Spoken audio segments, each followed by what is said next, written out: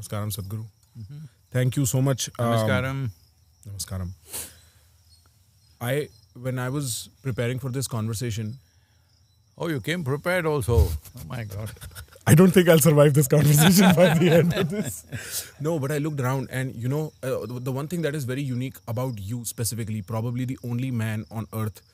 Telling somebody you are unique is like telling them you're a freak. Well, no, it's a neutral kind of uniqueness. Sir. In my view, I think… I was asking Mati, I was like, what is something that Sadhguru's not answered?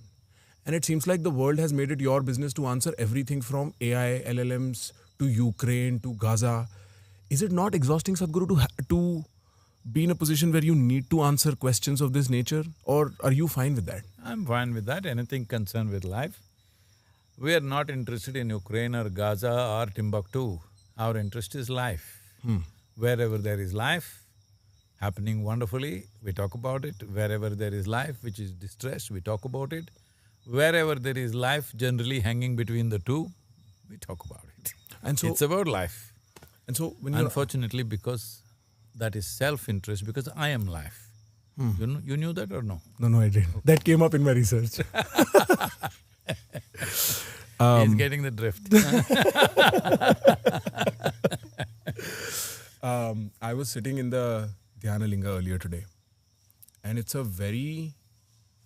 I'd heard the legend. People had told me that at least the least you should expect is be pulled into a state of meditation. I didn't even realize where 30, 40, whatever odd minutes went. Tell me a little more about this Dhyana Linga. How should I think about what it is? I don't think the world at large, they know about the Adi Yogi. But the world at large, my audience would have no idea about the Dhyana Linga. Dhyana Linga was many years before Adiyogi, but some things become more famous than the other. Some things get more photographed. Yes. Right. So, what is Dhyana Linga? Let's split it. What is dhyana, first of all? Dhyana means, in English language, we say meditation. The word meditation is not saying anything specific, it's a generic something. If someone sits here with eyes closed, you will say they're meditating. But with eyes closed, you could do so many things. You could do japa, thapa, dharana, dhyana, samadhi, shunya, samyama, so many things. Or you might have just mastered the art of sleeping in vertical postures, which may be the maximum number. Right. They close their eyes, they're dozing, all right? So, the word meditation doesn't describe anything, just suggests something they're doing within themselves. But dhyana is very specific. There are many ways to describe it. Let's put it this way simply. If you sit here, what is you and what is not you is distinctly clear to you in dhyana. When I say what is you, what is not you, you are holding an iPad.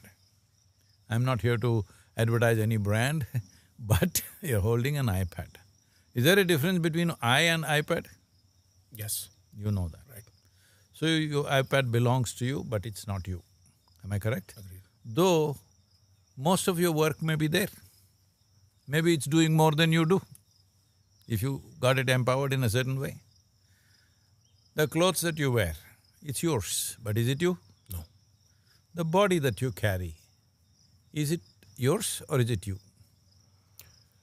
I intellectually understand that it is not me, but the… No, just tell me honestly what is true for you. I think my naive understanding says it is me. This is where I'm encased. This is the case of my being.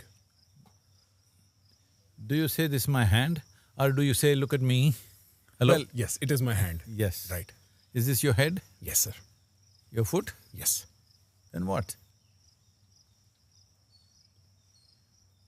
When you say mine, it means it belongs to you.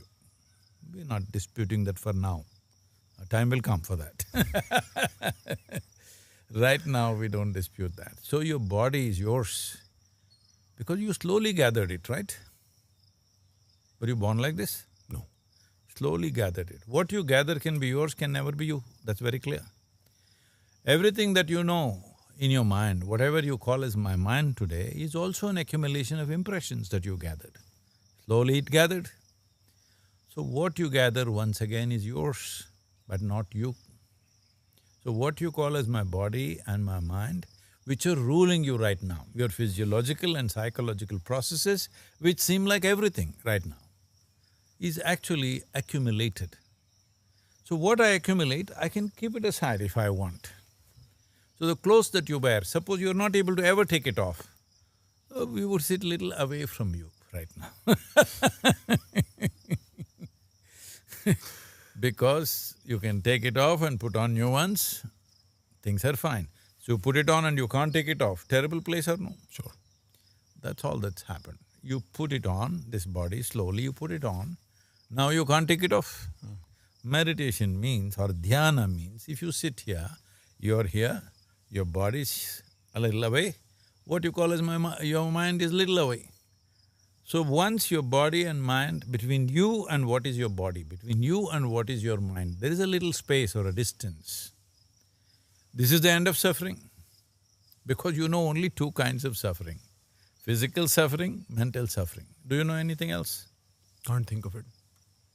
Well, I mean, in the sense of suffering, it's either Is there some physical- other kind of suffering, I'm asking? People suffer physically and mentally. Is there some other suffering? Yeah, financial suffering, but that leads to Arey, physical and that's psychological mental. suffering. Yeah, right. See, right now I don't have any money, I don't know, am I suffering? How much do you have in your pocket? I have nothing. Then why are you suffering? No. Then what is financial suffering? There is no such thing. Right. Suffering is either mental or physical. Fair. So once you create a little distance between you and your mind and you and your body, this is the end of suffering. When there is no possibility of suffering, the fear of suffering disappears. Once the fear of suffering disappears, you're no more a crippled human being. As long as the fear of suffering is there, you're crippled because your life will be only half steps, there'll never be full steps. Always afraid, what will happen, what will happen, what will happen? What is it that people are saying when I say, oh, what will happen to me? What is it? I may end up suffering, isn't it? That physically or mentally I may end up suffering. So, dhyana means this, that it gets you to a place where you're beyond suffering. Once there is no fear of suffering, this is when life blossoms to its fullest possibility. Human genius blossoms, human capabilities blossom. Above all, the life that you are is full-fledged and significant for its own nature, not because of what it does or what it has.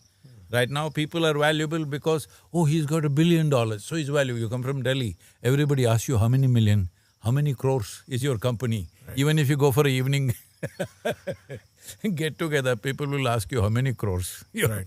do you have. How this is all, you have to display it with your diamonds and this and that. How many crores do you have? So the value of who you are is only because of what you have accumulated. This is one way. In the transactional world, it's important. What I have will allow me to transact that much. In the transactional world, it's important, we are not against it. What you have will empower you, but will not enhance you.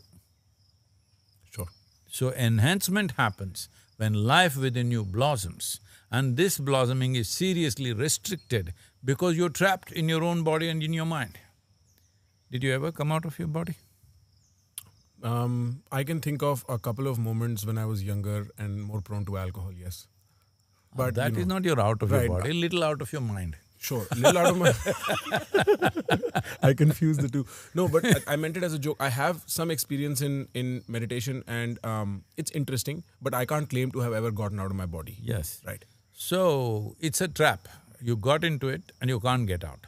See, even if you live in a palace, it's wonderful only if you can close the door and lock it for your safety.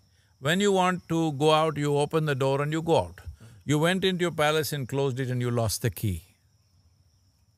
Is it a palace or a prison? It's a prison. It's a prison. Right. The decor will not make it any better, all right? Yeah. The aesthetics will not make it any better. Once you feel that you can't get out, it's a trap. So all human suffering, unknowingly the frustration is this, that they may be in a good body, in a good mind, but there is nothing beyond, because it's of boundaries. If you don't explore this, then it looks like it's everything.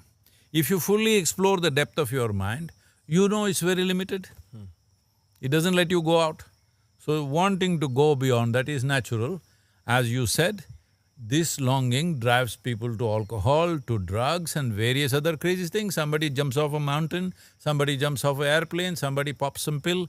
What do you think this is? They're trying to escape the trap. But these are all crude things to do because it damages you and it doesn't work. Momentarily it gives you that feeling and again you're in the trap within a few hours or whatever. So what dhyana means is if you sit here, you're free from these two boundaries. They're available to you. You can use them whichever way you want, both your body and your mind. But they are not a limitation in your life. They are a possibility, tremendous possibility. That's dhyana. Yes. What is linga? Yes. Linga means, it is called the form. What is the form? What is a form? See, you know there is a world because they are forms. There is a coconut tree, one kind of form. There is blades of grass, another kind of form. There is a man, there is a woman, another kind of form. It's only because of their form you know what is this, what is this, what is that, isn't it? So this is called the form. What is a the form? Is it a religious belief? No. See, in the universe, when there was nothing, it was primordial, without a form. This we call as Shiva. That means that which is not. Shiva. You North Indians, you Delhi people made it Shiv. Because you eat up the last syllable in everything, all right? We say Rama, you say Ram. Krishna, Krishna. So you eat up the last syllable, so you ate up Shiva also. Shiv he became. Essentially what Shiva means, that which is not. What is that which is not? That which doesn't have a form is that which is not. Space doesn't have a form, but it is there, nobody can deny it. But if you look there, there is nothing, because your visual apparatus can only grasp that which reflects light.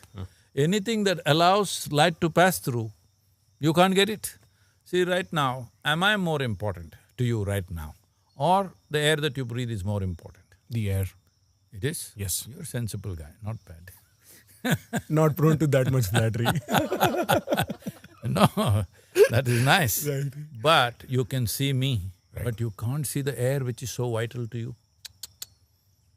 So just because you don't see it, it doesn't exist? Exists? Exists. So everything that doesn't have a form, you cannot see. That's how your visual apparatus are made. So we are talking about a dimension which is beyond form, Shiva. So it is simply there, primordial, no form, no activity, simply there. When certain energies touched it, which we, in this civilization, we call it Shakti and romanticize it with human forms because our understanding is always human about everything. Then when it touched it exploded and it roared. So that's why we said the first form is Rudra, one who roared. This, the modern science is calling it a bang, big bang. They all went on propagating for nearly a century, saying there was one big bang and everything happened. Today you ask them, they've changed their tack. There were many bangs. I've spoken to various scientists and I've questioned them and they said, yes, very much possible, many bangs happened. Now everybody accepts many bangs happened. If you… what do you drive? I drive a… Yeah, okay. I'm not against any brand, but… It's very tricky being you, because you can't even express preferences. So right now the motorcycle's standing here. Right. If I take off the manifold, or even now, if you start the engine, it'll go bud, bud, bud. What is this? Bang, bang, bang, bang. Internal combustion engine, you've not gone electric yet. Huh? No, still internal combustion, still Yeah. muscle, yes. So boom, boom, boom it goes. Throttle up, roars. Right. So many bangs put together is a roar, isn't it? Sure. So this is what we said in this civilization. First form was a roar, it roared. It's called Rudra. Rudra means the roarer. When he roared, the first form that took shape was naturally the shape of an ellipsoid. A three-dimensional ellipse is called an ellipsoid.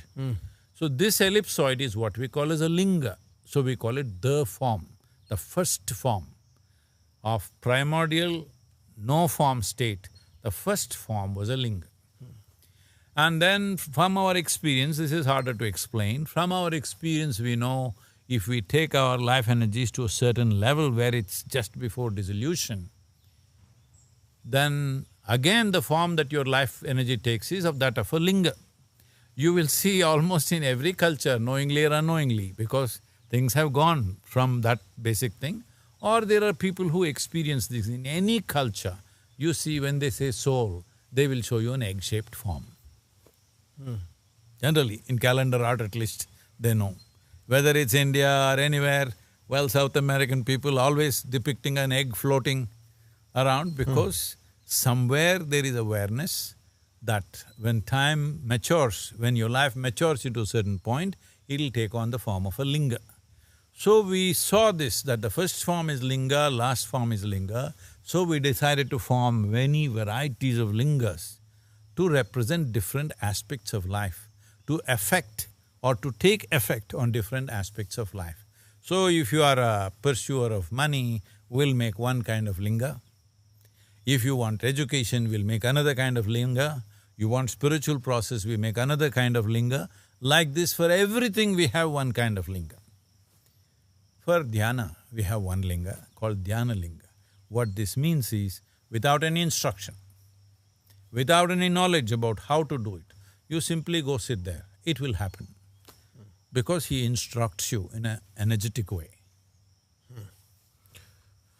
This idea about the roar, the big roar. It's not an idea. Sure. How would you say, this fact? Yes, it is This a fact. fact. Is Big Bang a fact? It's a theory. I mean, I'm keeping all things at an arm's distance, just trying to No, understand. I understand. See, it is a theory. It's called Big Bang theory, it's very correct. Right. So, what I'm saying is it true that creation began at some time? Fair. Time zero, t is equal to zero. Right? Before that there is no time, or is there time before that? There is as well? time. Okay, okay. Time, you see, you must understand in this culture, in this civilization, for us, both time and space are same. We don't distinguish between the two. Kala means time. Kala also means… Kali means what? I would not know. Kali. What Kali, is the empty? goddess Kali. Acha. No, Kali. not… Oh, you said Kali. Ah. Okay, fair. You're going very far to Bengal. What is Kali? Empty. Yes, Kali is empty. Empty means what? Space. Ah. All right? Right. Kala and Kala, both are same. Emptiness and time, we call it the same thing because time and space are not separate. Two ways to look at it. So if I can move from point A to point B, it takes this much time. Right. One way to look at it. Right. But only because there is this much space, I can move from here to here, isn't it? Fair. Which is first? I would think time is first, because time is something I understand less. I don't know how to answer that question. In fact, that would be my question to you. Because I'm here, I can go there. Right. It may take certain amount of time.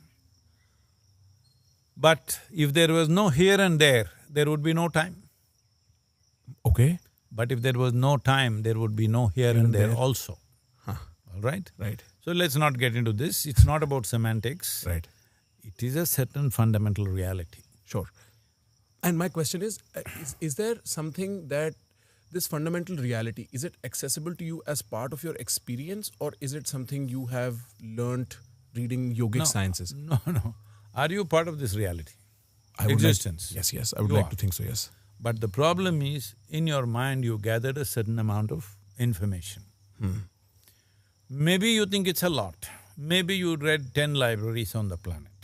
But if you read all the libraries on the planet, still what you know in comparison to this cosmos is a minuscule, isn't it? Agreed. So if you identify with your knowledge, you will become a minuscule. So in our civilization, we always identified with our ignorance. Because our ignorance is boundless, Yours also? Yes, yes, sir, absolutely. Absolutely. You Mine is tested me. boundless. In case I said, no, it's not. So No. because Yes, ignorance is boundless, Yes. we identify with that. If you identified with something which has no boundaries, your intelligence is in a dynamic mode.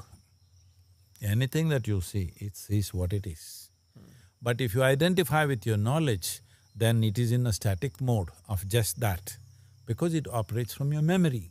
How much ever memory you have, still limited accumulation, isn't it? Agreed. So whether you will lead your life from the accumulations that you hold, or will you live your life out of the life that you are two different aspects. Right. So about the Big Bang being a theory or a reality, from nothingness, creation began to happen.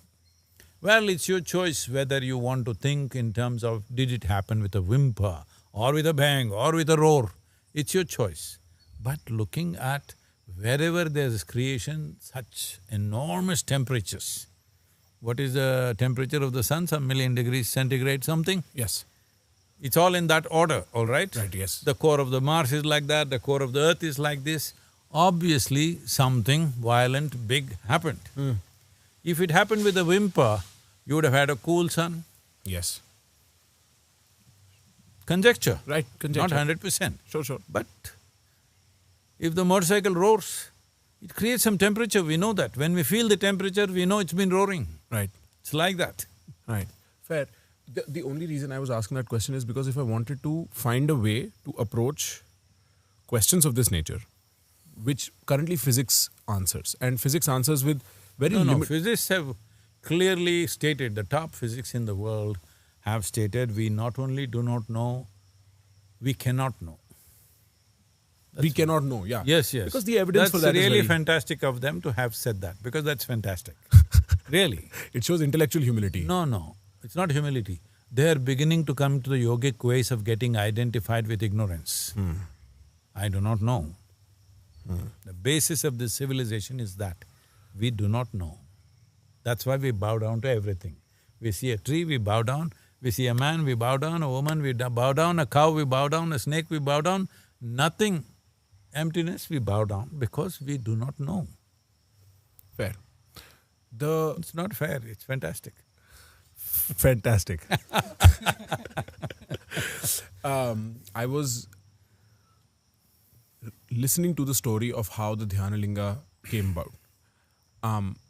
And there's a very interesting I don't know or I can't understand to that story. Could you tell me the story? How you decided that you were going to do it and what the history of it is?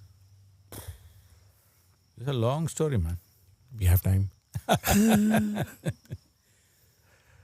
Wow. One thing is, right from my infancy, I had a mountain peak in my eyes. Till I was 16 years of age, I did not know that it's only in my eyes. I thought in everybody's eyes there's a mountain peak. Because how do I know what's in your eyes or not? I thought in everybody's eyes there is a mountain peak, a specific peak. Always in the background, awake or asleep, it's always constant. Then when I was around 16, I'm talking to my friends and about my mountain. They said, are you crazy? What's happened to you? Get your eyes tested. My father is an ophthalmologist. Then I started looking, what is this mountain peak? Nobody I checked with, nobody had mountains. Then my madness to trek mountains came to me. I trekked across Western Ghats extensively. That's where my education is. I didn't go to school or college. You were just trekking, huh? I trekked a lot. By yourself? Yes, largely. Okay. Of course, there were all of the creatures were there. Sure. None of the talking creatures. No, they talk too, if you listen hard enough. Everybody talks. There's a lot of social media happening there. Really. Elephants are communicating in subsonic sounds across 1,000 miles. You mean that? Yes. You mean with the tap of their legs? or? No, they're communicating with sounds which are subsonic. Whales are communicating thousands of miles across the oceans, and one reason why they're confused is because of the shipping that their communication is getting, disturbed. Elephants are communicating big time, subsonic sounds. You can't hear that. So, I spent a lot of time trekking. Wherever I went, I'm looking for this peak and I never found one, which looks exactly the same. Then when I was 19, I started going to Himalayas thinking it may be there. The first time I went there, I realized it's not there because the nature of this peak and what is in Himalayas are very different. But Himalayas caught my imagination, and 27 years nearly, 27 years, every year I went back to Himalayas, trekking. These days, last 17, 18 years, we've been going to Tibet and Nepal because the mountain madness never left me.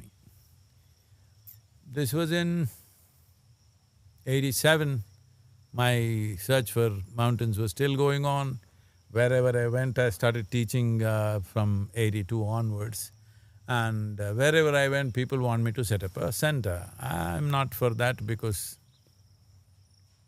I thoroughly enjoyed my physical freedom at that time, and that I thought is very important, which takes some maturing to see that's not the way life works. And when you travel, you think you're free, but actually there are more restrictions and more issues, physical things going on when you travel alone than when you're simply sitting in your home, actually. Sure. So, travel kept on happening, teaching also kept me traveling, but wherever I went, people say, set up a center, whatever. I said, no, no, no. Many places they offered, but I said no, because I was still looking for this peak. It's in '87, for the first time I came here and I saw you don't see that from here, there is something called as the seventh hill, a peak. I can show you that picture. First time I set my eyes on it, I knew this is it, I've come here. And after that it disappeared from my eyes. Then I walked down here, there were no roads coming here completely, I can imagine. You had to cut through and come. And I came here and said, this is where we'll set it up. They said, Sadhguru, are you crazy? We don't know whose land this is, what is it is, how can we do this? I said, just find out whose it is, this is where we'll set it up. On the 11th day, after I set my foot on that, it was registered in our names. And after that, all this has happened. I thought I'll set up Dhyanalinga and go away. But all these idiots, will they let me go? These people are holding you here? Yes. This peak, for instance, you talk about, and I spent my time reading this book over the last couple of days. It's so interesting. You talk about the experience you have in 1982, seeing a peak constantly. A mere mortal like me would be very scared of something of that nature. Don't bull me like this. I'm a mere mortal like me. An amateur. That's not how you behave with other people. You're a very important guy. No, with me you're saying I'm a mere mortal. What do you want to be? I'll choose my words more carefully, Sadhguru. My question is like to 29-year-old Prakhar, that is a very scary description of an experience. That you're sitting on top of a rock for 5 hours and it seems like it's been 5 minutes, that you've lived 18, 20, 30 years of your life seeing a peak in your eye that's mysteriously hidden between these hills. Like, is that not scary? How does one see it? See, it is that to have such an experience only you had drink, and if you went for more things in Delhi, all these things you did only looking for some experience like that, but unsuccessfully. Just because it's successful you would get scary. Suppose all the time you've blown away. Look, I'm covering my eyes because I'm always stoned. No substances, simply stoned from within. The natural order of things. Yes, because there is something called as endocannabinoids in the body. You can generate this as you want. Right now there are studies to show that people who do Shambhavi Mahamudra for 6 to 8 weeks, their endocannabinoid level is 70% higher than normal. That means they're just blissed out all the time. Their Anandamide levels are very, very high. We have a center in the Beth Israel Hospital, which is in the Harvard Medical School. They are saying the level of the pleasant chemicals that are happening in the body post these practices is much bigger than what happens in a sexual orgasm, way bigger. This is why all those things just dropped away. Not because somebody gave up something, because something much bigger is happening. Small things drop away. When you were a child, did you play with a bear or a teddy bear or something, Sure. some toy? At that time it meant a lot, isn't it? Yes. At that time if I came and grabbed your toy and went away, you would cry the whole day. But do you know what happened to the toy now? It's probably trash. No. Yeah, it's broken, resold. Do you know when it dropped? No, I have See, no look at memory. that. Yeah. So it's just growth, isn't it? You grew into little bigger things, small things, just vanished without even your notice. This is the same thing. If something much bigger begins to happen within you, small things just poof, they're gone. You never gave them up. You did not give up your thumb sucking. It just went away, isn't it? Sure. Just like that. I'll probably situate my question in a little bit of a personal context. I've practiced Vipassana for about 4 or 5 years. I started right before the pandemic. The pandemic was its own thing. And then I was back. Oh, you were the one who caused it. They say so. There are rumors to that effect. Only last year when I was at my Vipassana retreat for 10 days, I came out it was a very overwhelming experience. Almost out of, like I couldn't control the amount of emotion and sensation and all that was happening in me. And I didn't, even if I tried to just watch it, it would not happen. Long story short. First of all, let's settle this. Yes, sir. You want to be controlled or liberated? Liberated. Then why are you talking about I couldn't control? I mean, I just remember constantly feeling a fear I couldn't even neutrally observe from a distance. Like it was so overwhelming. And No, that's because you're a control freak. You want to control everything. and you say just feel the fear? No, I am not saying anything. I am not saying anything. All I am asking is, do you want this mind and this life to be controlled or liberated? Make up your Liberated. mind. Liberated. Yes. So if it's liberated, what it means is it'll cross boundaries that you are familiar with. So if anything within you goes into unfamiliar terrain, if you're going to suffer that, all the best. If I'm going to try and control, I will suffer that. I did see that. No, if you control that, what it means is you want to remain in familiar terrain. Fair. That means you like to be a prisoner. See, it is like this, you take a bird, imprison it in a cage, daily feed it nicely and make it fat little bird, all right? Right. And then one day you open the door, the damn thing won't fly. Sure. Because free food is coming, it's sitting in the cage, safe, no predators, no nothing, happy. Happy or not, fat is happy, Lot of fat gathers in you, you lose interest in everything. I'm not talking about just physical fat, I mean, Yeah, psychological fat. bulk gathers in you, then you feel substantial but inadequate. I see that from your standpoint, this grammar No, applies. not my standpoint, I'm asking you as life. I'm not expressing my opinion, I'm just asking you, is it true that if you become excessively comfortable in a given place, even if you have the opportunity to walk away into another land, you won't go because, yeah, okay, food is coming, I'm comfortable, why go anywhere? I agree. But the experience itself had no element of comfort and the overwhelm was so strong, I came out thinking, what if I go crazy? Like what if this is… Why are you not going crazy? That's what I'm asking. Sadhguru, I have a family to take care of, no? I'm speaking from the viewpoint of everybody who's watching, for whom this language is mystical, to say the least, right? No, let me come to this. See, crossing boundaries always will create something. You see, just yesterday I was in the HAL airport where they were testing one of our fighter jets. That doesn't, usually cross the Mach. If an airplane just goes by faster than sound above us, boom, it'll explode, maybe glass panes will break here. Nothing, there's no explosion, there's no explosive involved, nothing caught fire, nothing happened. just the speed, something broke. Something broke its limits, boom. So if you break your limits, something boom will happen within you. That's what you're reading that book, it's called Enlightenment, all right? Right. So you don't want any boom to happen. Even creation wouldn't have happened if there was no big boom or bang, whatever you want to call it. So right now, if something more than what you are needs to happen, something must break, isn't it? Hello? Fair. Some boundary must be broken. If boundaries are not broken, nothing new will happen. That is why people are safe and secure, but they're bored to death about their lives. I follow. Do I need a support in this breaking, in this crossing of boundaries? If there is support, you wouldn't have that fear. I would probably have less of a fear, yes. If you were crossing the boundary and boom happened, if I was standing there, you know I am in that place and I am fine.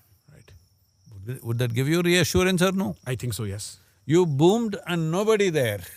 Of course you're scared. And you're silent and you can't even talk, right? You know, in that circumstance. You could scream, nobody would stop you. Right. So having a support would help. Don't call it support. See, right now, I jumped off the mountain and started flying. I told you how to do it. But if I didn't fly ahead of you and I say, you do all this, you can fly, would you ever take off? No, probably not, yes. We've had this, I was a hang glider pilot at one time. Really? Yeah. Ah. I still have my hang glider, musty and unmaintained, still sitting in my house. So, we go to this place called Ullatti in Ooty. Nilgiris, you've been there? Probably not, but I've heard of… as a kid, Ooty, There's yes. a place called Ullatti, where the drop is about 600, 700 feet, and the wind comes and it's going up like this. It's a surefire flying place. That is, if you jump, it'll just throw you up. 100, 150 feet up, you'll go just like that. Instead of going down, you go up.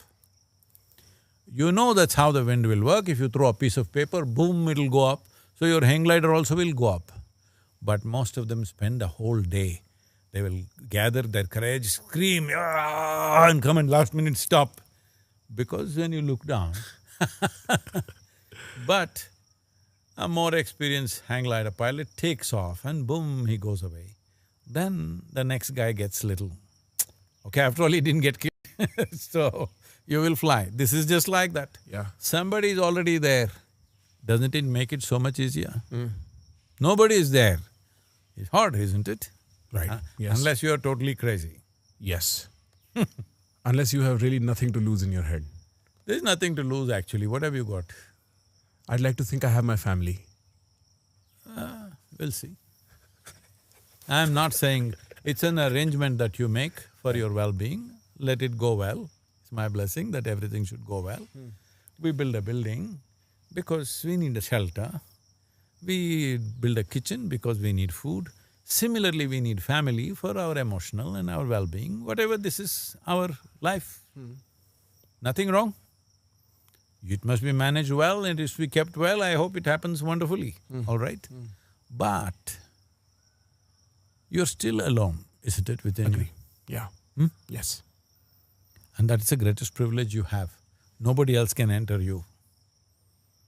You have your own space and time. Doesn't matter how involved you are, how engaged you are with the world around you. You may call it family, you may call it friend, you may call it workplace, you may call it world, general world, doesn't matter. But involvement makes you feel like it's one, which is wonderful. What this means is, what was not you, you're trying to make it a part of you. This is yoga. Yoga means union. Yes. You sit here, what is not you becomes a part of you. Because your individuality is a myth that is created by your mental structure. The amount of memory you carry, that is the size of your world, isn't it? Agreed. So right now, suddenly you're in love with a girl, you put her into your memory in a prominent place, suddenly she's a part of you. Yes or no? Yes. But when you sleep, do you sleep alone or is there somebody inside of you? No. You sleep alone? Yes. The same will happen when you die. I'm saying, Right. all right? Yeah, I follow. The same is happening even now. This doesn't mean the other is not valuable. You must see everything for what it is and make it valuable. You should not lie to yourself and to make it valuable. You don't add lies to make it valuable. In reality, everything is valuable. This coconut tree is valuable. You may not climb it, but it's valuable as a life if you pay enough attention. Similarly, you may marry a coconut tree one day. In India, they marry trees, you know. Yeah. I'm telling you. I'm saying it's your involvement. Your involvement makes another person feel like he or she is a part of you. And that's fantastic, because that's a small-scale yoga. We want you to feel this way about the whole cosmos, that you felt, you experienced the whole cosmos as yourself. Then it's fantastic. So somewhere, some possibility like that you came. Were you drunk in the Vipassana? No, Okay, no chance. very good. I don't enjoy alcohol nearly as much. Okay. No, because both were tried for the same reason, I want you to understand. One goes to the temple, one meditate, another drinks, another drugs. For what? To break limitations, isn't it? Question is about what is the right method, what works really, what doesn't work. It's about that. The question is not about intent. Everybody's intent is same. They may be doing it in crude ways, in ignorant ways, but intent is same. People want to break their limitations, isn't it? Yes. You can call it love, what is it? You broke your limitations. Right. You are like this, now little bit, something opened up. Yes.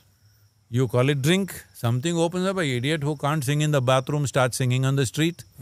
All right? Right. Because it loosens him up. Right. So I am saying you're trying to do it in simplistic ways, which can work for a little bit of time and go back. If I give you a method where you can sit here, no need to do anything, simply you can open up to the whole universe. Interested? Yeah. But no, you're not, because if you step there, nothing to hold. In the middle of the universe, what to hold? But if you see me floating there, then you're okay. That guy is also in trouble, let me also get into it. This breaking of limitation, is that what is commonly referred to as enlightenment? This ultimate act of breaking through It's called mukti. mukti. But isn't mukti more closer to enlightenment post-death? Like, I've always heard of mukti as mukti from the body as well. Yes, you can also be free from the body even when you sit here. Can you not be? I don't know how to conceptualize being free from the body. What does it look like? We were telling you, dhyana means a little bit space between you and the body. Sure. So I can… If you can consciously create space, we call it dhyana. If unconsciously you became separate from the body, we call it mrityu, death. Fair. But tell me about this, because it would seem to an amateur outside that large… No. What do you mean? There's a professional life guy? No, I mean to people who are not part of this. No, which one of these are professional life? Tell me. Everybody's amateur life, only by choice. Yes.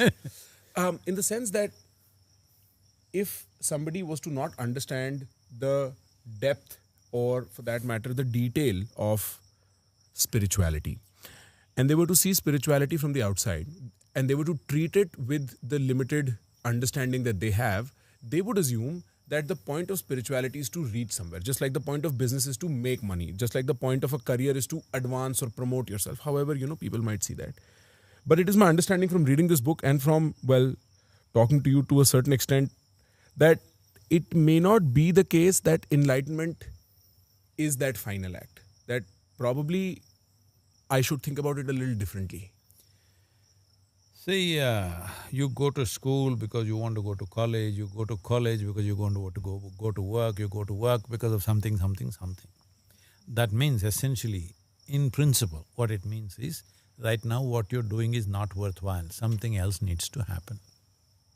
That's what it means. So it's always a transactional thing. What you call as meditation is a transcendental process. You transcend the limitations of who you are. So this is not about going anywhere, this is about coming home right here. You want to go somewhere because this is not your space. You want to go somewhere which seems to be better.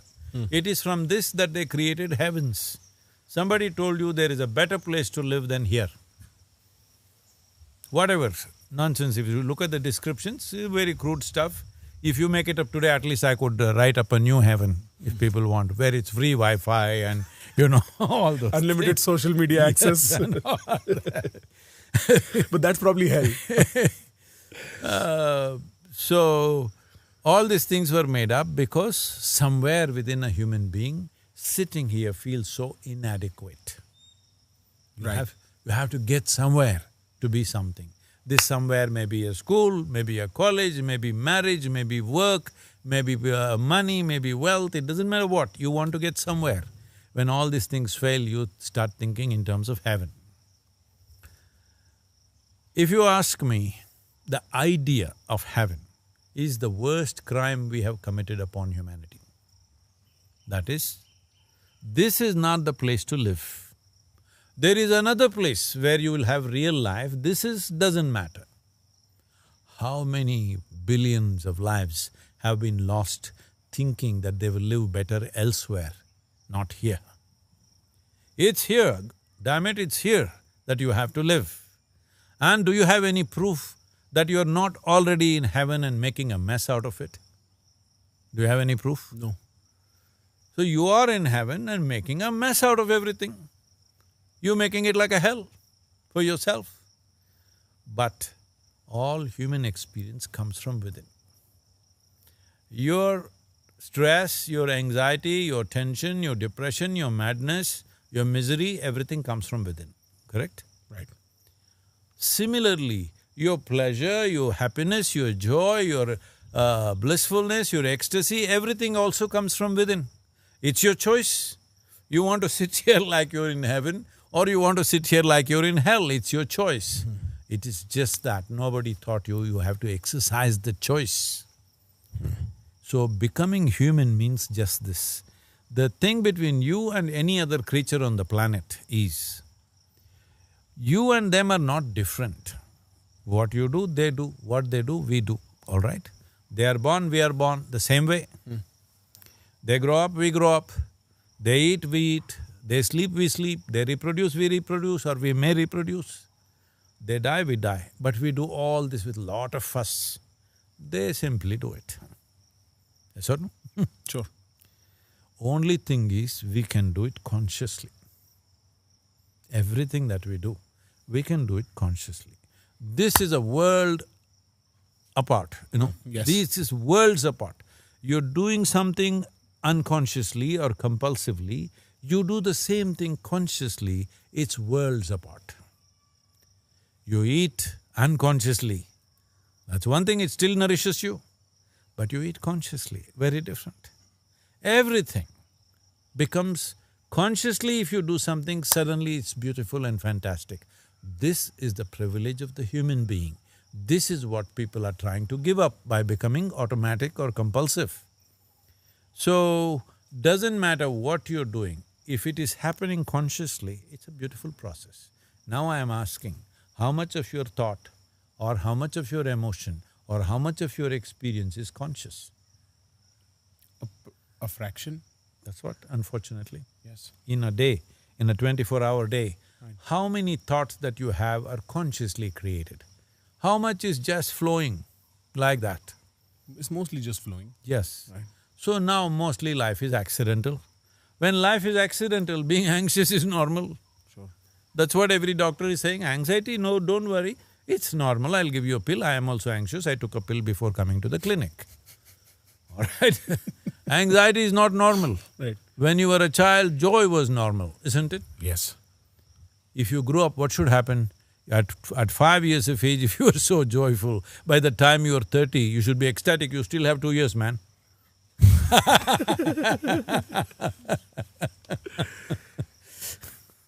Right. Should I talk like a proper guru or it's okay? No, you're doing very well. All right. But I think I still did not probably get the answer to my question, which is, how do I conceptualize enlightenment? Is it the act of doing your everyday just consciously, that's it? See, how do you conceptualize something which is not yet in your experience? I'll tell you one thing. Let's say you've not eaten gulab jamun. Yeah, has she eaten gulab jamun? She's already eaten. She… has she eaten? You also. All corrupted by India. Suppose you've not eaten gulab jamun. I will say, that gulab jamun is brown, open it's somewhat beige. Yes. It's sweet, it's like this. You get it? Right. Like this. You got the taste? I mean, because I've had it, I can probably No, imagine you the taste. never but yeah. had it, you've not seen it. Yeah, then I cannot imagine the taste. So I'm saying something as simple as something that you eat. You cannot know it without you having tasted it. Sure. Then enlightenment, you want to conceptualize. Can you conceptualize gulab jamun? You cannot. You think whichever way you want, it'll not be that way, isn't it? Right. So human experience, you must understand everything that you know is only by memory. You remember things. Maybe not very perfectly, maybe vaguely, but it's there in your experience. And that's all you know. Do you know anything else? No. So when you're talking about enlightenment, we are talking about breaking that bubble, that boundary of memory which limits us to go beyond that. So, how to conceptualize that? No, you cannot conceptualize. If you conceptualize, you'll make a mistake, so better not conceptualize. Sure. Walk I one follow. step at a time. One step at a time. See, right now if I teach you that if you sit here, there are cycles of body, you have to eat, you have to go to the bathroom, you have to do this, do that. Suppose I make you in such a way, you sit here, food doesn't matter, sleep doesn't matter, you have no need to go to the bathroom. You sat here for 10 hours, 12 hours a day. You've broken some barrier, isn't it? Agreed. Because food and sleep are the biggest compulsions of human existence right now. Fair. Once you crossed a certain time, sleep and food will rule your life. Everything is organized around that, please see, the whole society. It's all about food, isn't it? Yes. How you organize your food, Right. which has gotten more and more fancy as it goes by, but that's all it is. Right. So, if you go beyond these compulsions and you can… it's not that you stop eating, but it's not that compulsive anymore. If that much happens, have you broken something? Yes. Yes. So when you talk about ultimate freedom, don't try to conceptualize freedom because you'll end up with wrong ideas. You only have to look at what is binding you. So you want to become free, don't think of freedom. What are the ropes which are binding you right now? You cut this rope, you'll become little free. Then you find you have a little longer rope and that is binding you. You cut that rope and the next one. If you slowly cut one rope at a time, or if you're capable of burning all of them at once, that's different, that takes a lot more. But at least one rope at a time, you become little more free, little more free, little more free. And something else was determining the nature of your experience. And that'll go away. Right now, I'm sorry, I am happy or unhappy is ruled by who is around me, what is happening, what is not happening, what do I have, what do I don't have. Suppose, without all those things, if I can just sit here joyfully, is it some amount of freedom? Sure, yes. Yes. Yeah. So, today I can show you, there are dozens of people here in the yoga center. In the last 5, 10, more than that also, years, not for one moment they have any idea of what is stress, what is anxiety, what is fear, what is anger, these things not there in them. Not because they're sitting in a mountain cave and simply sitting, no, they're all doing complex activity, much more than most people. And we give them only 2 meals a day. Many of them only 1. Okay? And they're fine. You call this freedom? Yeah. Sure. That's all. Something else does not determine how you are. You decide how you are. This is freedom, isn't it? Fair. We're always thinking of freedom in arrangements around us. I want to have this, I want to have that. We started a movement called Inner Freedom for Imprisoned. It's mandatory in all the South Indian prisons. We also did this in United States in some of the prisons. When I first went to conduct the first program in Coimbatore Central Prison, See, prison is a very organized, nice place. I'm saying this very consciously. Outwardly, if you go there, especially Coimbatore Central Prison has huge trees. At that time, we are just about setting up this yoga center. There are no trees in this land, only 3 trees we had. All this has been planted, only 3 trees. So when I went into the Coimbatore Central Prison to do the program for the inmates, I saw they had fantastic trees, over 100-year-old. I was just joking with our people, we can give our land to them. We can take this. And anyway, cells are ready. Here also we're building cells only for people to sit and meditate. Right. Just fantastic atmosphere, only thing is, you don't have the key in your hand, that's all. Somebody opens the door, somebody closes the door.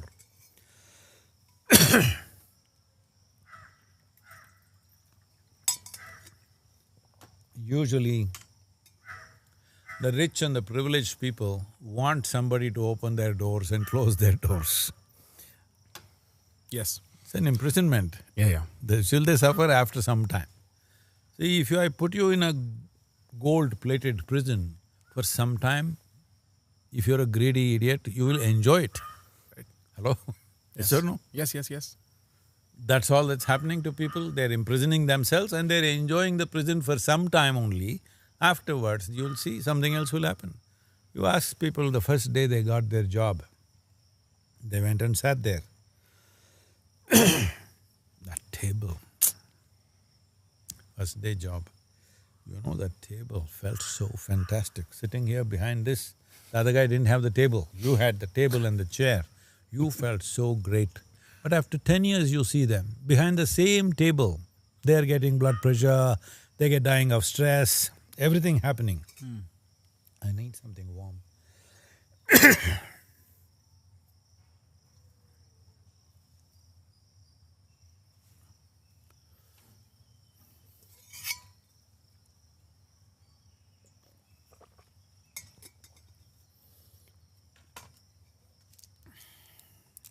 Don't let that happen to you in your marriage. Your marriage should stay like its first day every day, the rest of your life. Hello? I was thinking that it could apply perfectly well to how relationships function. The first day is beautiful. No, you keep it that way. If you don't live by memory, if you live consciously, every day, every moment is a new day and a new moment, isn't it? Yes. If you live by memory, Then then everything is old. Yes. Take notes. Not for her, for you, man. Okay. Today I'm in the hot seat.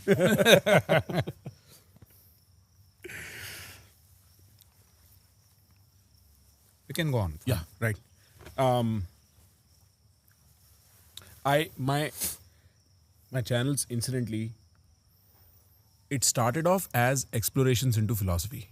I was a student of psychology and economics in America, and What do you think, I'm a normal? like a little bit. No, but it would be really uneventful if you were normal. You know, all this buzz, all this hype, and then if I met you and you were completely as normal as him, or it would be uneventful. What do you mean, you're saying I'm not normal? I think you are special. No. No? So let me put it like this. Yes. At one time, we used to print brochures like this for the program. Whatever this program, from ordinary to extraordinary. So after 2 days, 3 days, people are saying, Sadhguru, you said we will be special, but you didn't teach us anything very special, what is it? I said, you idiots, I never said you'll be special. I said, you will be extraordinary. That means more ordinary than other people. The moment you try to be special, you make an ass out of yourself. Right. You be ordinary, more ordinary than others. Why are you not ordinary? Ordinary is life, isn't it? Agreed. Special is death. Yeah, fair. But where I was leading to with that, You should stop saying fair. what should I say? You say I'm crazy, is it fair? Are you talking about you or me? I don't hold any distinction between the two, that's the problem. Enough philosophy already. No, it's not philosophy, this is what yoga means. Yoga means union. Right. You didn't see anybody outside of yourself, you saw everything within you. It's like being described the gulab jamun if I've never seen it. You know what I mean? Like for me, when you say that, I have very little ways to understand that. No, But- no? you have. What did you eat today morning? I had dosa. Dosa. Does dosa look like you? No. Smell like you? No. No. But you ate it and has it become you already? Yes. In So a way that you is. have a yogic experience, but the problem is, most of your life is unconscious, you don't know it's happening. If you actually watch the dosa becoming a part of you, life's experience would be very different, isn't it? This is yoga. How do I get to the place where I can feel the dosa becoming part of me? Like what is the… No, you what is don't the have to method? eat more and more dosas, no. And then every time I Then you eat may it, become the shape of the dosa. is there a method that bridges… Yes. Yes. That's what I told you, dhyana or what we teach as Shambhavi, samudra or it's a kriya. You know how to do external activity with physical body and mind. So the thing is to teach you to do some internal activity, which doesn't involve the physical body or the mental structure. Now once you start doing inner activity without using your body or your normally what you call as your psychological process, now you build a capability to see that the boundaries open up a little bit. You consciously obliterate the boundaries of your individuality. This is what you're trying to do by falling in love or getting married. You're trying to obliterate the boundaries of your individuality, isn't it? Yes. I follow that logic, yes. So, if you obliterate the boundaries of individuality, something more is there suddenly. So if you do it emotionally, you call it love, but if you do it at the life energy level, then it's a fantastic, huge experience which you got scared of. Because Vipassana is a wonderful process. It's a little laborious, but it's a wonderful process. And is it fair to say that all… whether that be Vipassana or whether that be any other method, I have recently started doing a shaking meditation. You begin with shaking and then dancing and then you sit down and you lie down. How long can you shake? It's very difficult past 5 minutes to shake. That's what. Yeah. So 5 minutes a day something, see, this can be done in so many ways. Somebody dances, somebody sings, somebody swims, somebody goes up the mountain. Right. Whatever physical activity or anything that you do outside to create an inner experience will enslave you to that activity. You understand what I'm saying? Yes, yes, yes. I ate dosa, that was the most wonderful divine experience in my life. Now I have to keep on eating dosa. I'm addicted to dosas. I can see that.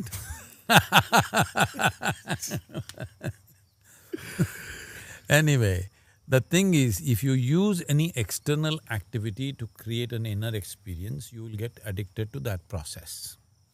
Doesn't matter what it is. So the whole idea of yogic practices is to bring yourself to a place where you don't have to do anything in particular. If you simply sit here, you're like that. Only then you're free. Otherwise, you're moving from one trap to another. Let's say you moved from alcohol to meditation. Well, it may have some health benefits and other kinds of benefits, but you have moved from one trap to another. Unless this method is constantly releasing you from one little boundary to the next boundary and the next boundary. If it's only one boundary and you stay right there for the rest of your life, it's just the same thing in a different form, maybe not health-wise it's not damaging to you, that's a different matter. But I'm saying, in terms of life's growth, it is the same thing. So it's very important that it's progressive. Right. It's moving. Right. So how long… see, there are people who are saying if you laugh, everything will be okay. If you keep on laughing, believe me, you will go crazy one day. If laughter happens because inside you're exuberant and it just bursts out, fantastic. But I always laugh, ha ha ha ha ha ha ha. It'll drive you nuts one day because you're trying to do the consequence instead of the root. It's like this, if I want this tree to grow, I must nourish the root. Right. When I was living in a farm at one time, very early on in my life, I was living on farms. So, somebody comes and tells me that they have invented some kind of a spray that is for the mangoes, because I had a mango garden. I said, if you spray on the mango, mango becomes big and like that. We know always, from my life's experience as a farmer, as a life, if you nourish the root, the fruit will come out well. Now these guys are saying, spray this fruit, that itself will become big. I said, why don't you spray it on your brains and show me? Spray it on your brains, let's see if it becomes big or sparkles better, something like that. It's yellower after that. Is prayer and meditation the same thing, or are they different, and if they are, how? I wouldn't like to comment on prayer because I've never prayed in my life, ever. Because prayer means it's an appeal. Even in the legal process, a prayer means you're appealing for something. I never appealed for anything that came my way, I embraced it the way it is, and it's fine with me. Because I never think that this must happen to me or that must happen to me. Whatever happens to me, I'll make it nice. I'll make it wonderful. What I'm getting to… No, I get it. I know what you're saying. Being prayerful is different from saying a prayer or doing a prayer. Prayer is an act. For different people, it may be different things because people are approaching it with a certain fearful attitude. See, what are the prayers on the planet? Just look at it. 99% of the prayers on the planet is, dear God, give me this, give me that, save me, protect me. It is either fear or wanting enhancement. I want promotion in life. Yes or no? Yes. So there is nothing spiritual or divine about it, it's just you're trying to outsource your survival process. Fair. You're telling somebody, please, Yes. take care of me, I'm a bad driver, dear God, be with me when I'm driving. I'm bad at my work, dear God, be with me when I'm doing this podcast. You did that and came or what? No. Okay. I forgot about it. It would have gone probably a lot better. So, you're trying to enhance yourself, asking for outsourcing thing, or there is fear of, about everything. So, protect me, save me. 99% of the prayers are this. Being prayerful means you look up to everything because there is nothing here that you know, really. We do not even know one atom in its entirety, with all the science that we know. We know how to use them, but we don't know what they are. Yes. So if you recognize life for what it is, it's too fantastic, so you are prayerful with everything. That's very different. But prayer as an act is different. Or let's put it this way, prayer means you're trying to talk to God. If you believe in God, if there is God in your understanding of life, tell me which is more important, you talking to Him or you listening to Him? Listening to Him. So just shut up, huh? If you shut up, that's called meditation. Is there a relationship between spirituality and religion? And I don't mean organized religion. I mean, it would seem often in spirituality, it is almost divine without a figure of a god when people talk about it. But is that conceptualization proper, or are religion and spirituality different?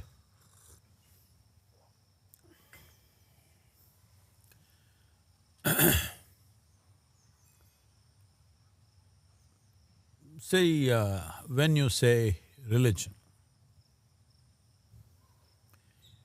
you are essentially looking towards an authority. It may be God, it may be a guru, it may be your father, it may be a messiah or godson or whoever, some authority higher than yourself. And whatever they say becomes your truth. That means authority is the truth. Spiritual process means you're looking for truth. Many authorities have spoken, but you are not willing to bend to those things because for you, truth is the only authority. This is the fundamental difference. Spirituality means truth is the only authority. Religion means authority is the truth. It's your choice. Authority is the truth when you live in surveillance or when you live in fear.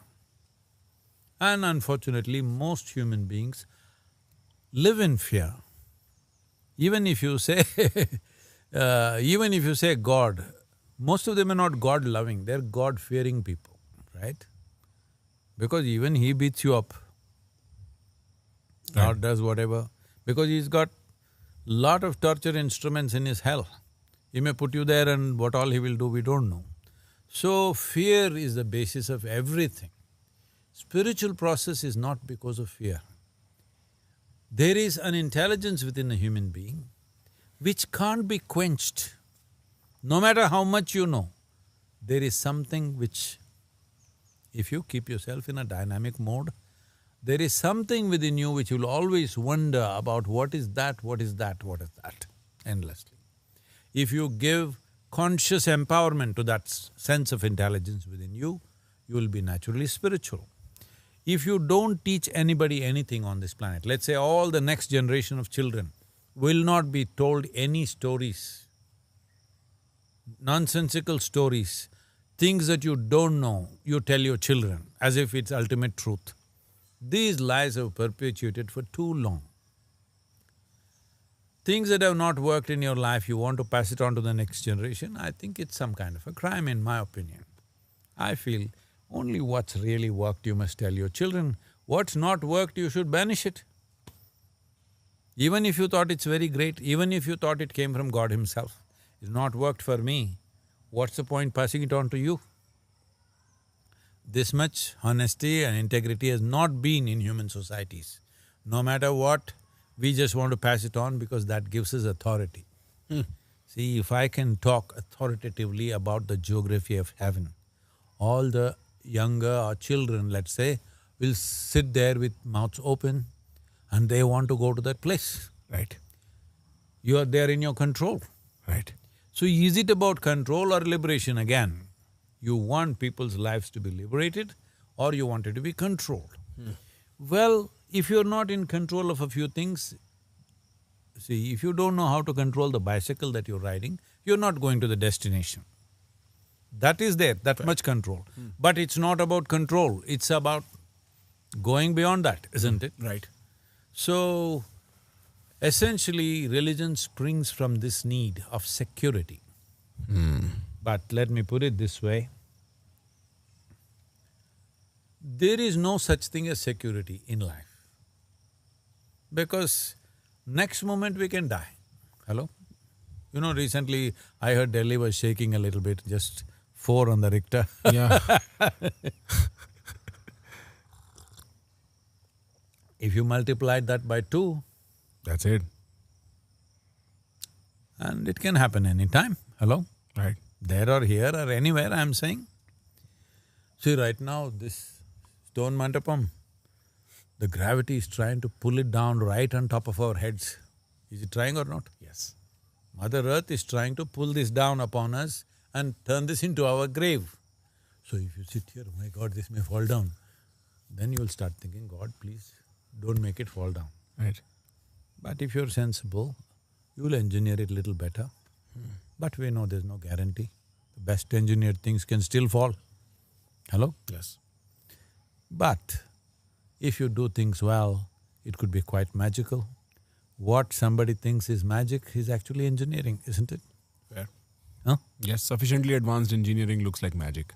All engineering looks like magic. See, if you were here 1,000 years ago and you don't know what is electricity, what is light bulb and all that, only I had a light bulb. You didn't have light bulb.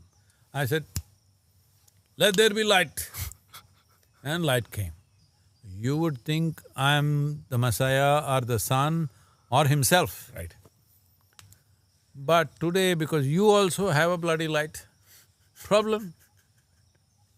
If I was the only one who had a light bulb. King of the world. Yeah. Right. You could convince people of anything. Yes.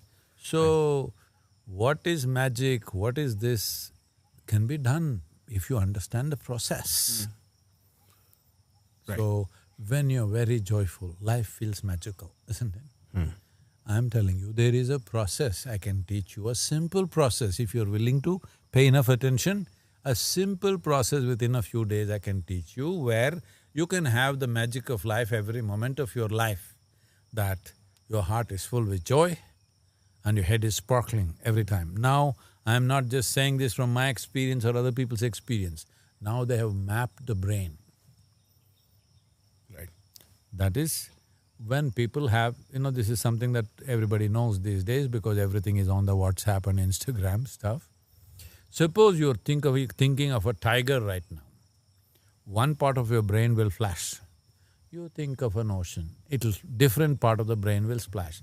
For different emotions, for different experiences, different parts of the brain lights up. What they have found after 6 to 8 weeks of practice of Shambhavi, that is part of the inner engineering process, is almost the entire part of the brain is always lit. Large part, most of it is always lit, but they only tested those people who have done for 6 to 12 weeks or something like that. You can have your brain all the time lit. If it's all lit, every damn thing that you see people think is complicated is very simple. You can do just about anything. Every human being is capable of this, but they're controlling themselves and they want to stay in familiar territory and they're staying there successfully. God to a fearful man is his insurance against uncertainty. No, it's not an insurance. Well, it is this, you said, like… It's like life insurance. Life insurance does not mean you will not die. You will die, but somebody will enjoy your death. Right, but it's my way of dealing with uncertainty. To a liberated person, what is God? That means he is liberated from God also. From God as well. So God is… it doesn't mean anything, it's a neutral word? See, how can I say it doesn't mean anything? It means a world to a whole lot of people. Sure. How can I say it doesn't mean anything? It means everything to a whole lot of people, isn't it? Sure, agreed, yeah. So I'm saying right now, when you are let's say a 3-month-old baby, were you at one time? Yes. Your mother was everything. Hello? Yes. Now, mother, how many times in a day do you think about her? I get what you… yeah. Not because there's anything wrong. Right. Naturally. Yes or no? Yes. When you are 3 months of age, if she's not there, meow, you will do. Now you're glad she's not around right now. Right. Hello? Right. Not because you hate her, not because anything wrong with you, nothing. It's a process of life that it grows, isn't it?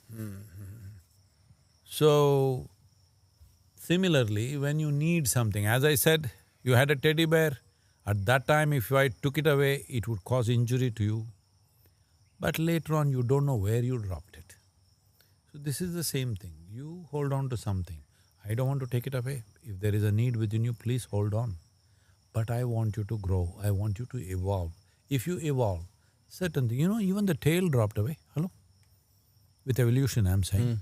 Yes. You were a monkey at one time. Yes, yes. The tail fell away. Right. Hello? Yes. So when the head will fall away, we don't know. Sadhguru, what is consciousness? Oh. You're asking me like you've gone to a shop and asking, do you have toothpaste? Anytime I speak more than a sentence, I get belted. So I'm asking shorter questions. I'm sorry, that's not what I mean. No, absolutely not.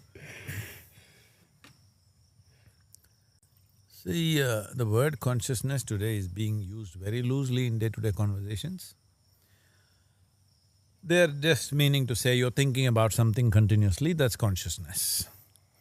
Somebody has, environmentally conscious. Conscious is different, but environmental consciousness, some people are saying. No, environment is there. If you had little sense, if you paid little attention, everybody would know what is the problem, what is the solution. It's not a big deal. Now we are trying to make one big science to be studied, but the peacock that is going here knows everything that it needs to know about environment here, isn't it? Yes. Earthworm knows everything that it needs to know for its survival and well-being. It knows what's wrong, what's right that's happening here. So, it's not that you don't know with all the brains that a human being has. Definitely we know, but we don't want to know, or we are so occupied with our own mental chakkar.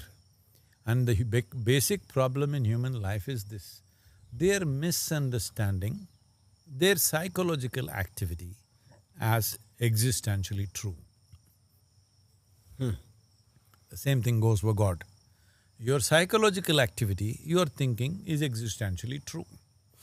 What does that mean? I'm not sure I follow. Right now, what's happening in your mind, you think is true, isn't it? Yes. If I pull out your memory stick, suddenly all those things are not true. Because there's no way to verify it. No. You love your mother? Yes. If I take away your memory stick, your mother comes and stands here, you look like this, because you don't know who the hell she is. Right. So where is it? It's in your psychological space. I'm not saying it's not valuable. Psychological space is an important part of who we are. Right. But it's only in your psychological space. It's not existentially there, right? Fair. So this is so, your whole world right now is your psychological space, but you're thinking it's real. Shall I tell you a story? Please. See, if you build a castle in the air, I will appreciate you because you have fantastic imagination. It's great. In every detail, every brick in the castle you built mentally, fantastic. It'll do wonders to you. But after some time, you start thinking it's real. Then we say you are neurotic. After some time, you start living there in that castle. Then we say you're psychotic. Then a third person comes and collects rent for that castle. We call him a psychiatrist. All right? Yeah. I'm not trying to take away the value of psychiatry. When somebody is ill, it is necessary. If everybody was healthy, it would be meaningless. Yes. But somebody is ill, so it is necessary, that's a different matter. But this is like this. You build something in your mind, your entire life is in your mind, isn't it? Right. Yes. If I take away your memory stick, you still breathe, your heart beats, your liver functions, even your gallbladder does whatever nonsense it's supposed to do. Nobody knows what it does, generally, I'm saying, except doctors. Right. So, all these things will continue to happen, these are all existential. So the psychological space, if you understand it's only psychological, you would conduct it as a grand drama, wonderfully well. But right now, when you misunderstand it as an existential reality, it goes off the tracks and troubles you so much. All the suffering is because of this, isn't it? Yes. And so, my question, which is, what is consciousness? You understand psychological drama is created by you. Yes, I understand that bit. It's your drama. That's my drama. Whether you're a bad director or a good director of drama is a question. Fair. Yes. Right. Physiological drama is going on by itself. Fair. Once you create it, it just runs by itself, it's largely automatic. Now, if you are in that space that we call as consciousness, to put it technically, let us put it this way. In yoga, we call this chitta. Chitta means an intelligence within you which is completely free from memory. Not an iota of memory is there, it's pure intelligence. That means it has no boundaries. If you touch it, you have no boundaries. It doesn't remember what is this, what is that, but it sparkles and shines on everything. This is called chitta. If you touch your chitta, then because the words are the way they are used. What it actually means and how it is used today, are two different things. So today it's used in many ways. Leaving that aside, Right. that would be appropriate to call that as consciousness, because it's an intelligence beyond memory or intelligence beyond the accumulations that you gather. A life intelligence. This is consciousness. If you are in that, naturally there would be no boundaries. If you are in that, naturally there would be no prejudice. If you are in that, naturally there will be no restrictions upon you, because your intelligence shines. Right now you hang on to your memory so much, because if you don't hang on to that, you have nothing. Yes or no? Yes. You really have nothing. You have a disability, that's all that'll happen. If I take away your memory stick, you are like a zombie. You are like a computer without software. Fair. Nothing, blank screen. But there is consciousness which shines beyond that. So, to be in touch with the whole effort, that we keep our physiological accumulation, which is my doing, and my psychological accumulation, which is my doing, I want to keep my doing, or this is called my karma. I want to keep my karma aside and know life the way it is, not the way I think it is. See, right now, we sit here and we are doing our own stuff. The peacock is walking around doing its own stuff. He is not interested in the subject matter what you're talking, he's just insected. Where is the next insect? Where is the next worm? He's carefully combing the… Surrounding. Yes. And the squirrels are screeching because they're worried the peacock will catch them and eat them. Like this, their life is going on. They're least interested in the nonsense that we will talk, because this is all psychological structure. Right. In their psychological structure, they know where to get the right insect, where is the juiciest worm, where is it? All this they have figured out. Right. Probably, Right. because that's their life. Right. So their psychological structure is designed to make their life efficient. Our psychological structure is designed to make our life efficient, but unfortunately people are using their psychological structure to make themselves most inefficient, miserable. It's become a misery manufacturing machine. It should have been a miracle. Because of all the instruments that you know on this planet, including your iPad or whatever else you may have, all these technologies are just a drop out of this, isn't it? Yes. But how come this is such a misery manufacturing machine? Because you don't know how to manage it. Fair. If I give you a very complex instrument, let's say you don't know how to ride a motorcycle, it may be the most wonderful thing, but if I give you, as far as you're concerned, motorcycle means broken bones, motorcycle means cracked head, motorcycle means death. This is how most people see it in most homes. Yes. You say, I want a motorcycle, first thing they'll say is, no way, because what? Motorcycle means death. Right. Yes or no? Yes. I know so many people who go, Sadhguru, my wife won't allow me to ride, Sadhguru, otherwise I would come and ride with you. I said, it's all right, man, you stay at home, I don't want to get problems with your wife. You have yours, but I don't want to get problems with her. If you ride with me and you break something, what do I do? Right. Because this happened when I started suddenly, at 30 years I had not ridden a motorcycle. When I was very young, I lived on it.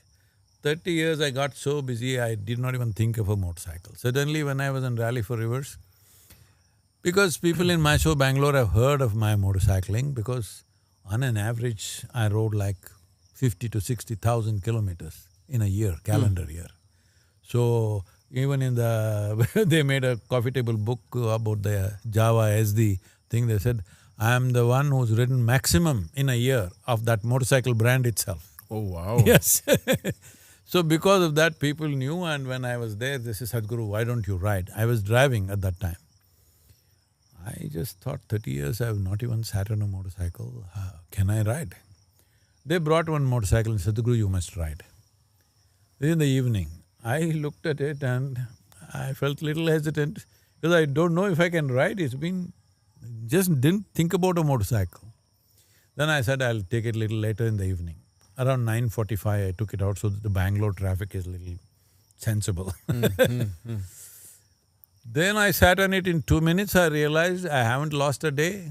Since then I've been traveling everywhere on the motorcycle, both here and United States. And I also rode from London to Kaveri. From London to Kaveri? Yes. All that distance? You didn't know this? No, I had no... 30,000 kilometers in 100 days I did. I have known of your motorcycle adventures, but I didn't know this all the way. So you crossed all of Asia. Yes. Oh, wow. 27 nations. What was your favorite nation? Wherever I am, it's always my favorite place. It's always beautiful. My understanding of consciousness was that it is almost like this light that shines regardless of whether I'm alive or dead or I'm thinking or not. It continues past my physical body, passing and then on. Then where are all those lights of all the dead people? Yeah, that is exactly my question to you. So many lights must be happening. Some lights are probably on standby in the green room, will be pulled out later. Like, isn't that the matrix of rebirth or no? No. No, not at all. Yeah, because the complex mathematics to do. The population keeps expanding. How do you account for something like rebirth? But the insect population has dropped, no? It has? I don't think so. Significantly. Acha. Yes. Okay. 84% of the insect population is gone in the last 70 years. Are they all upgrading? Yeah, so much human population.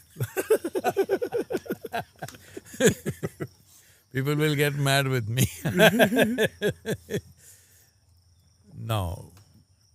Life is not in arithmetic. Arithmetic is of transactions. Life is not transactional. Is the idea of rebirth and past life real?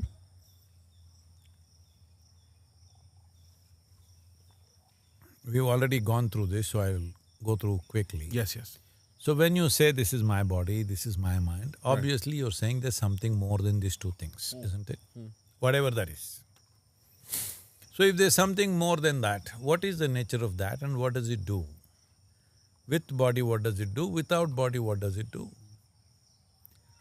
Body has to die because you picked it up, you have to give it back to the earth. Mind is just software, it gets destroyed, all right? So if to gather all this, there must be something more fundamental. Right. That fundamental, what is it? Essentially, you're asking what happens after death. Yes. Some things you know best only by experience. To be decided. To wait for a while, huh? No, that's not what I'm saying. What I'm saying is, your ability to experience this is at its best when you're alive. You don't do it now, but you want to know what happens after that death. It's a vain question, I'm saying. If you're interested in life, profoundly interested in life, you would naturally look at it. Where can you look? Can you put a hole in the coconut tree and look what is inside life? No. But you can turn inward and see what is the nature of my existence. That's all one has to do. This is why I said, if we don't teach anything to our children, every human being would be spiritual in nature. Not because of teachings, because it's the nature, intrinsic nature of human intelligence is, it wants to know. The moment you realize you do not know, search happens by itself. But now everybody's got ready-made answers. Where did I come from? I came from God. Where will I go? I'll go to heaven. Standard answers, all right? Right. Which just destroying the quest. If you don't tell anything, suppose nobody told you anything, no God, no spirituality, no going up, no going down, would your intelligence not inquire, what is this all about? Will it not? Yes. It naturally would. Every human being would inquire. In that, there is spiritual process, because spiritual process means to seek. The moment you say, I'm religious, we refer to you as a believer. The moment you say, I'm spiritual, we refer to you as a seeker. Once you're a believer, you always want to be in a flock. Once you're a seeker, your tendency is you want to be alone. Yes or no? Why do you need the company of people? Because if you believe something and nobody around you believes the same thing, you will feel like an utter fool. You need another 10 people to believe the same thing that I believe. Then only I feel good. If there are 1 million people, I'll feel very comfortable. Right. So, as I said, is truth the authority in your life or authority the only truth in your life? This is something you must come to terms with. If you're seeking solace, then you believe something. It's good. But if you're seeking a solution, you have to seek. It's harder. You just believe everything, I'm in God's lap, everything is fine with me. It gives you solace, you'll sleep well tonight. But if you have a question that torments you, you can't sleep, but you break barriers. That's the difference. I saw a little installation at the Welcome Point for Miracle of Mind. I wanted to ask you about that. What is Miracle of Mind? Tell And me, is your mind a miracle or not? after this conversation, it's 1.5 miracles. The greatest miracle that we know on this planet is human mind, isn't it? Yes. Though people are always trying to come up with something, something. People ask me all kinds, Sadhguru, can you perform a miracle? I tell them, okay, you want a miracle? Say, I'll put my hand in my pocket and pull out a pigeon for you. Miracle enough? Yes, Sadhguru. Okay, I gave you a pigeon, what do you have? You have a bird and I have a shitty pocket. What is the point of this? Right. But I can teach you a miracle that if you sit here, you are full by your own nature, not because of what you do, not because of what you have. You are complete and blissed out by your own nature. This is the miracle that we need on the planet right now. For this miracle, if you do not understand the miraculous nature of your mind, you will never do this. The only misery manufacturing unit that is there on the planet, is it in Gurgaon? What? The misery manufacturing? Yeah. On the way. In the Gurgaon? Delhi Gurgaon highway to the right. I've seen it. No, it's in your mind. That's the only place where it's manufactured. What is a miracle has become misery, source of misery in most people's lives because this is what they have done to it. See, right now, like a phone, everybody is carrying a phone these days and they call it a smartphone. You call somebody smart only if they're smarter than you. Hello? Otherwise, you won't. So if you're calling your phone a smartphone, we know who you are, all right? Now the smartphone, for me who grew up when there were no phones like this, and we also, when I was building the foundation, so many hundreds of calls I had to make, it was an ordeal to make calls. Somewhere I am traveling on the highway, then I have once in 15 days or something my phone calling day. I stop, I go to that blue box, metal box with some wire mesh on it. And it's all painted there, STD. No, it doesn't mean sexually transmitted diseases. You know what's STD? Yes. Yes. Standard trunk dialing. Yes. I'm from that age, that era. Yes. STD so much, local call this much, international so much, whatever. I have many calls to make. And I never had a phone book. 600, 700 numbers are in my mind, names and numbers match, never called a wrong number ever. And I know if I go into the booth, I will take 4 or 5 hours to make all these many calls. So first thing I go and give that guy 5,000 rupees. He'll say, why? 5,000 rupees is a lot of money those days. I said, you keep it, man. Keep it, I'm going to make phone calls. He keeps it. And after I do for 30-40 minutes, there are other local people who want to call 50 paisa call. That guy is not interested in that customer. Right. So he will take care of them. Otherwise, they'll all gesticulating at me and abusing me from outside because I'm calling. I have hundreds calls to make. And by the time I finish this, my finger is almost broken. I tried this finger, it won't go. I'll try this finger. Because that black phone, cutter, you know. Right. Today I'm driving, if I just tell somebody's name, my phone will call. It's a blessing. But some people say they're suffering, that also. Right. They're suffering it immensely, they think their phone is driving them crazy.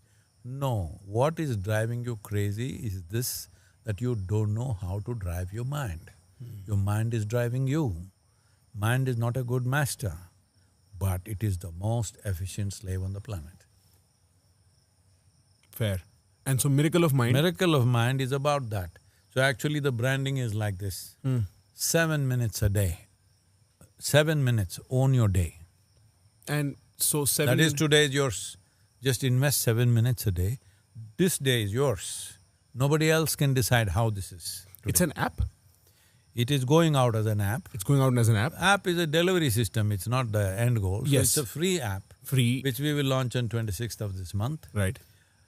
The idea is, we want to ensure in the next 24 months after we launch, we want to make sure at least 3 billion people on the planet will close their eyes for a minimum of 7 minutes a day.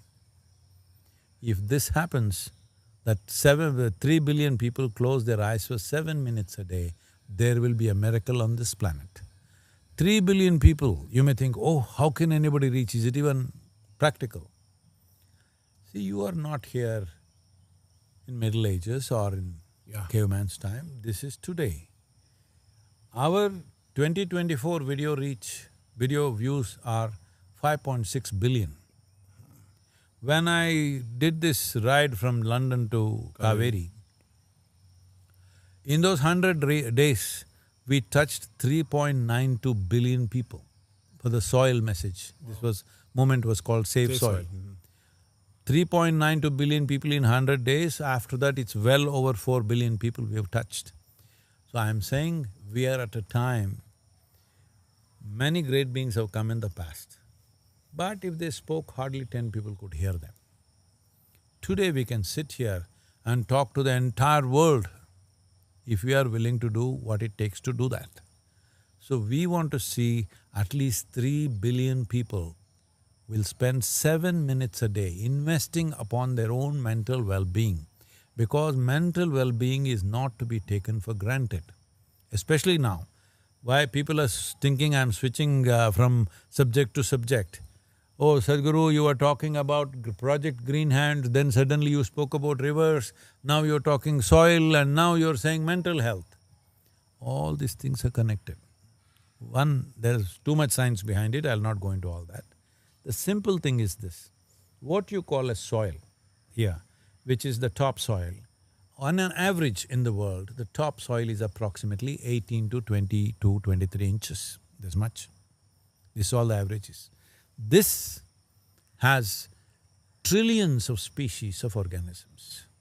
It is the largest living system, not just on the planet, in the universe, in the known universe, this is the largest living system.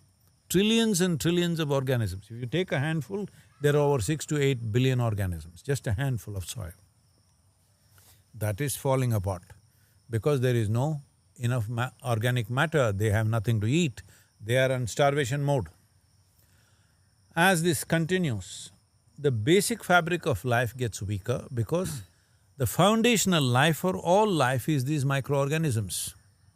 Even in your body, over 60% is microorganisms, only 40% is parental genetics, 60% is microorganisms. If they start collapsing, your body will collapse. So it's beginning to happen there. First thing that will collapse is your software. So you are seeing this all over the place. Serious levels of mental illness is spreading all over the world. In the Western countries, it's happening much more. In India, we have this habit of thinking it'll only happen to them, white people, it'll happen to them. Because we have our angst of being ruled by them in a very brutal way for 250 years, so we think all evil things will happen only to them because it's their karma. No, it'll happen to all of us. In urban centers, it'll happen first, then it'll spread everywhere. To a point where now they're saying mental health pandemic will happen. Pandemic means what? You have some problem. If you came here, all these people got that problem. That's a pandemic. So it's going to become like that in the next 20, 25 or 40 years' time max. We are heading that direction unless we do some significant reversal process which can be done. So one important thing is to insulate yourself from such things. It's like 7 minutes a day is like wearing a mask and going into a crowd when the pandemic was on. That much guarantee it'll give you. So this has to happen now. It has to reach that many people. Every adult human being should close their eyes at least 7 minutes a day and do a simple process. Substantial studies have been done on this, how it works, why it is important, everything. And so, is it an instruction in the app? Am I receiving an instruction? It's a guided meditation. It's a guided meditation that lasts 7 minutes. And it's for all ages. Yes. And I should do it first thing in the morning, last thing in my day, I won't do any such restrictions. Do it whenever. whenever. 7 days, 7 minutes, sit down during the day, put your whatever thing on and then listen Yes. to the guide. And that should, because it is true, mental health is such a big question mark and there's many theories as to why it exists. But we don't really have… There are many sociological and other reasons also. One important thing is, as social structures, particularly family structures, become more, Volatile. it is no more so concrete. Yes. It's little more fluid. Once that happens, people are going through enormous emotional insecurities within themselves, which never was there in previous generations. That is one thing, but the most important thing is this. Your body, what is it made of? I mean, it's made up of skin, bone, I know. blood. How was all that made? We ate Um, dosa. It was made from dosa batter? Where did dosa batter come from? From rice, from the Where ground. did rice come from? From the ground. From soil. From soil. Okay, I see So what you mean. essentially it's made of soil. Okay. Most people will understand my body is made of soil only when you bury them. From the maggots they'll get the message. Instead of that, if you get the message from the mystic, life will change. From the maggots if you get it, it's still good because you still make good manure, it doesn't matter who the hell you are. You still make good manure. That may be the only ecologically sensible thing you did. But let it not be so, because let these things happen when you're alive. Right. When you're dead, you did great things. See, you gathered a lot of stuff. You gathered a mountain of gold. After you died, they took it and did some good things. It's still good, Fair. but if you do it when you're alive, it's fantastic, isn't it? For you, it's fantastic. Right. So, this is very important we understand this, that this is made of soil. So the basic material which makes this, it's becoming weak. See, it is not a question of nitrogen, phosphate, this, that. It is the living organisms. See, this is something most human beings do not know. Please convey this to your people, all the young people who listen to you or whatever they do. Now this tree has to get nourishment from the soil. The tree has no capability to get nourishment from the soil. It is only through the agency of organisms it can get. Directly it cannot get. As the organisms go down, the number goes down. Because of starvation, there's not enough organic material because there are only two sources. Only two sources of organic material. I'm saying this because a lot of young people today think there's a technological solution. This is the technology. The dry leaf that falls from the tree and the dung that falls from the cow and every other animal, this is the technology. The organic matter that they drop is the only way all these organisms can survive. Tell me how much farmland on this planet has trees or animals now? Very few. Decreasing? Significantly. 17 years ago, India had 1.23 billion bovine animals. Today we have 670 million. Half. About that much in 17 years' time. And we have become the largest beef exporter on the planet. All this, I'm not getting into the politics of all that I get nonsense. it, yes. The important thing is, we need dung, animal waste to go back into the land. The value of the animal is not in its meat, not in its milk, in its dung and urine. It has to go back into the land, not for you to eat it or drink it. It has to go back into the land. If that doesn't happen, in 25 to 40 years' time, you'll kill the land. Let me put it this way. You take a bucket of sand, put enough organic material into it, it will become soil. You take a bucket of soil, rich soil, take away all the organic material, it becomes sand. This is called desertification. When you fly from here to Delhi, every 5 minutes look out of the window. Does she allow you to sit on the window seat or? No, I can't say that. No, I sit on the window. Okay. Yes. Every five you look down every 5 minutes. What you will see is a brown desert across India, except Western Ghats and northeastern part. Look at the land, it looks like a desert. This is what we have done. This is not just India. Not a single nation on the planet has the minimum organic content that's recommended by United Nations. Not a single. All right, Sadhguru, this has been a pleasure. Is there a suggestion or a comment you have for me? That's a ritualistic question I do at the very end. Oh, I'm not a man of rituals. You can feel free to break it. You've been talking about consciousness, now suddenly you're turning into ritual.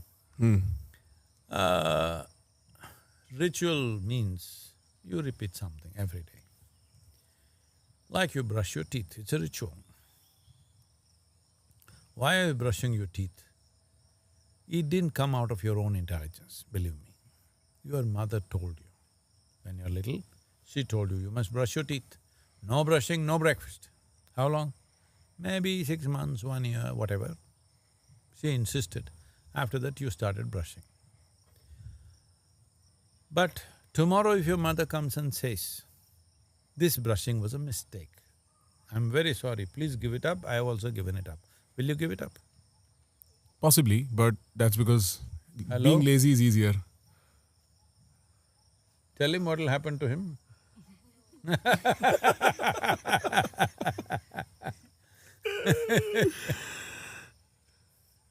Somebody else will tell you if your mother doesn't, all right? So I'm saying now, by now you should have realized the significance of brushing. Right. So you start something as a ritual, but after some time you realize the significance of it. Now it's no more a ritual, you're doing it consciously. If it's needed once, you'll do it once, if it's twice, twice, if it's needed thrice, you'll do it thrice. Yes. Yes? Yes. Maybe your mother taught you only once or twice, but if it's needed, you will do it 3 times also, isn't it? Right. So because it's happening more consciously, because you realize the significance of it. This is how you must conduct every aspect of your life.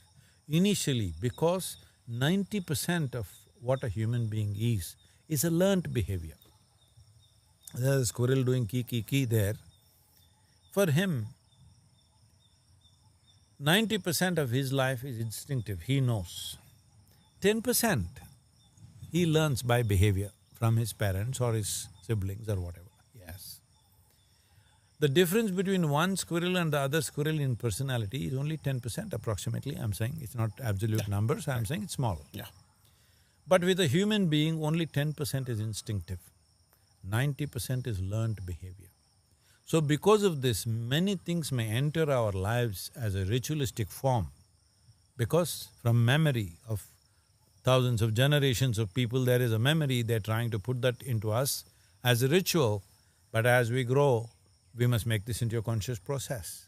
Otherwise, we'll become victims of those rituals. What is the question now? No questions left. I'm out of questions. This has been an absolute pleasure, Sadhguru. Thank you. Thank you so much. Namaskar. Namaskaram.